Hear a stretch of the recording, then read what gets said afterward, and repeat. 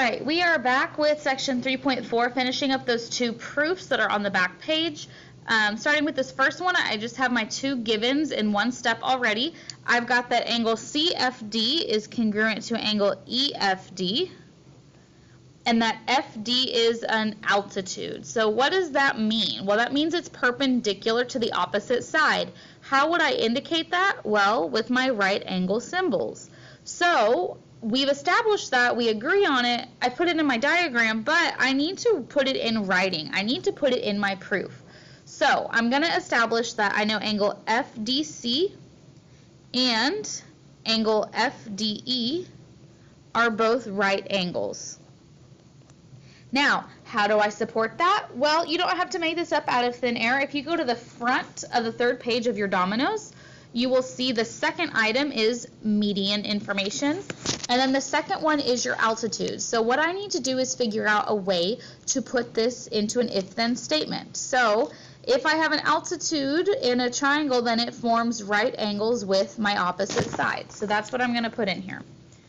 If a segment is an altitude, then it forms right angles with the opposite side. Okay, so I've got my two right angles, and that's where I've ended. What this proof is wanting me to show is that FD is a median. So if FD is going to be a median, that means that D needs to be the midpoint. If D was going to be the midpoint, that would mean that CD needs to be congruent to DE. How would I show that? Well, if I look here, I know that I've got these angles are congruent, I've got two right angles, and I'm sharing a segment. So I do have congruent triangles by angle side angle. Once I have established that I've got congruent triangles, I could show that CD is congruent to DE by CPCTC. So I'm going to start there. I need to show angle side angle. So far, all I have is one set of angles. So I'm going to go with my side. I know DF is congruent to DF by the reflexive property. Okay, my other pair of angles are my two right angles, which I've already said they're right angles, but now I need to say that they're congruent to each other. If two angles are both right, then they are congruent. So now I've got congruent triangles, and I'm not given the congruent statement, so I have to write it myself. I'm going to say triangle CDF is congruent to triangle EDF, and the reason is angle side angle, which means CD is congruent to DE by CPCTC. Now, why were we doing that? What was the whole point? Well, I wanted to show that FD is a median, which I now have because it's to the midpoint of the opposite side.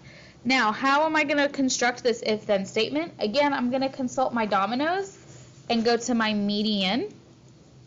If it's a median, then it's going to divide the opposite side into two congruent segments. So, if a segment drawn from the vertex of a triangle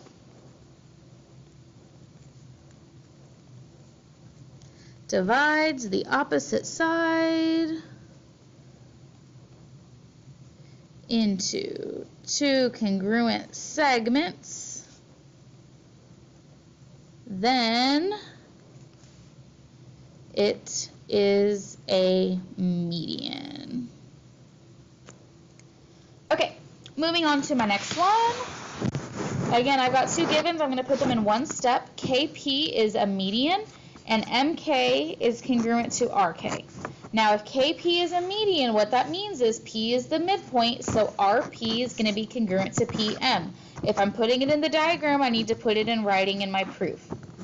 So RP is congruent to PM I need an if-then statement to support that. Again, I can consult my dominoes at median.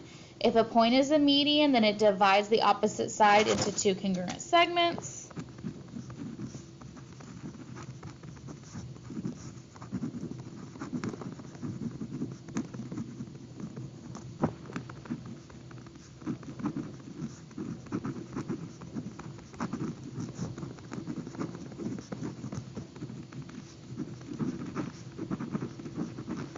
Okay, so that's what I got from my two givens. Now I want to look at what this proof is asking me to show. I'm wanting to show that angles 3 and 4 are congruent. Now these are both outside of my triangles, and upon further inspection I can see that they're sharing a side, which means at the very least I'm going to have congruent triangles. And if I look closer, I will see that these two angles correspond, which means that they're going to be congruent. And they are both supplementary to those external angles, so let's see where I can go from there. So starting out, I've got two of my congruent sides. Now I need to address the one that they share. It's congruent to itself by the reflexive property. So now I know that triangle, I'm going to call this one RPK, is congruent to triangle MPK by side, side, side, which meant that angle KRP is going to be congruent to angle KPM because of CPCTC. Now, these two are forming a straight angle, which means they're supplementary. These two are forming a straight angle, which means they're supplementary. So angle 3 is supplementary to angle KRP because if two angles form a straight angle, then they are supplementary. Similarly, angle 4 is supplementary to angle KMP. The reason is the same as number 6. So what I now have is that angle 3 is going to be congruent to angle 4 because if angles are supplementary to congruent angles, then they are congruent.